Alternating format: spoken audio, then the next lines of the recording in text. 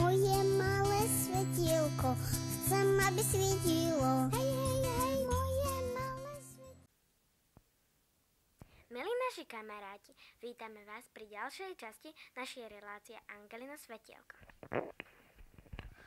Ahojte, už dlho sme sa nevedeli.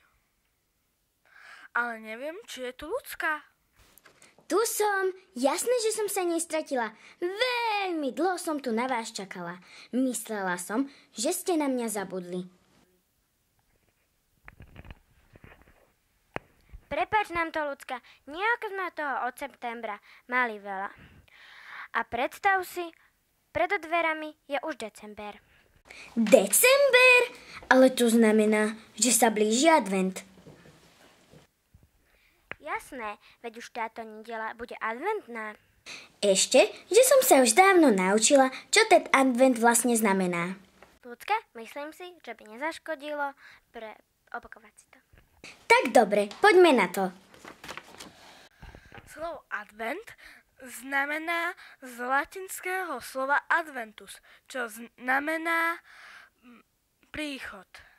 My, kresťania, týmto slovom označujeme čas pred príchodom Ježiša Krista.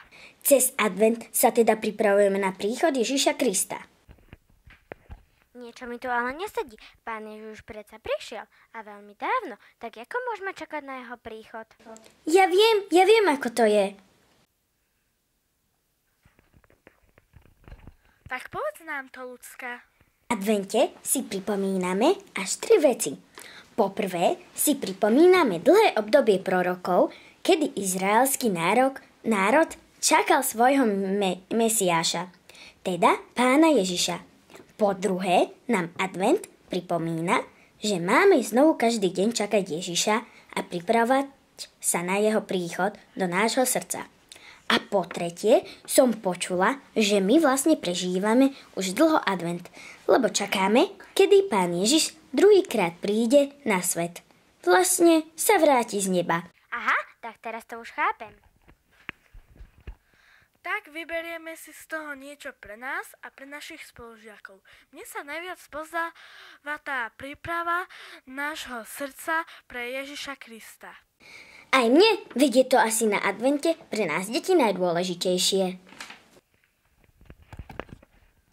A čo nám v tom pomôže? No typické pre advent sú napríklad adventný veniec a adventný kalendár. Ale to už sme raz v Angelinom svetielku hovorili, tak si to pozrieme znova. Milé deti, tak si povieme, ako by mal vyzerať adventný veniec. Tak správny adventný veniec by mal byť okrúhly. Možno, že ste aj videli rôzne tvary, možno taký podlhovastý alebo nejakého iného tvaru, ale správny by mal byť okrúhly, pretože okrúhlosť a kruh znamenajú nekonečnosť Boha. Potom do adventného venca dávame vetvičky. Tiež ste sa mohli stretnúť s tým, že možno je venec umelý, alebo teda je z umelých vetvičiek, ale správny adventný veniec by mal byť zo živých vetvičiek. A ako dobre viete, vetvičky sú zelené a zelená farba symbolizuje život. Preto má to byť zo živých zelených vetvičiek. Ďalej na adventnom venci sa nachádzajú sviečky. Máme ich tam 4 a každá adventná sviečka symbolizuje Ježiša a jeho prítomnosť. Ako som už povedala, na adventnom venci máme 4 sviečky, ktoré sa postupne zapalujú a symbolizujú 4 adventné nedele, teda do príchodu Vianoc. A na každom adventnom venci môžu byť aj ozdoby, rôzne ozdoby, ktoré symbolizujú naše dobré skutky, možno sú takou ozdobou nášho života. Si to zopakujme. Takže adventný veniec by mal byť okrúhly, pretože symbolizuje nekonečnosť Boha. Potom mal by byť zo živých zelených vetvičiek, pretože zelená farba symbolizuje život a nádej. V adventnom venci sú sviečky, každá svieca symbolizuje Ježiša, a teda prítomnosť Ježiša. Každý adventný veniec má 4 sviečky, čo znamená 4 adventné týždne. A do adventného venca môžeme pridať aj rôzne ozdoby, ktoré symbolizujú dobré skutky. Teraz poďme k tomu kalendáru. V škole nám vyjde advent na 15 dní, čiže 3 týždne. Počas týchto 3 týždňov sa deti v každom ročníku pokúsia pripraviť svoje srdce na príchod Ježiša. Každý ročník má iný adventný kalendár a aj iné úlohy.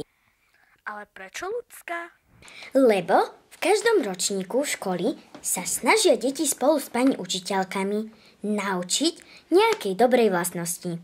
Dospeláci to volajú hodnota.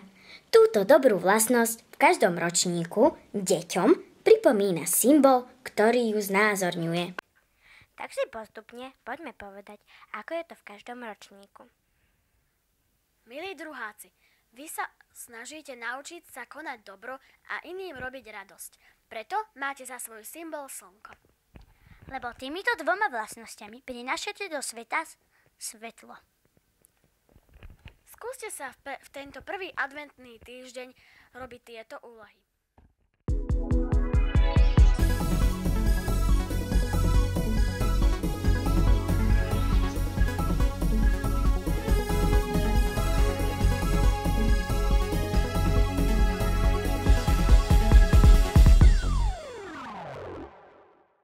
Dúfame, že ste sa v našej relácii niečo naučili. Prajeme vám, aby sa vám adventné úlohy dobre robili. Teším sa, že svoje srdce pripravím na príchod Pána Ježiša. Malé svetielko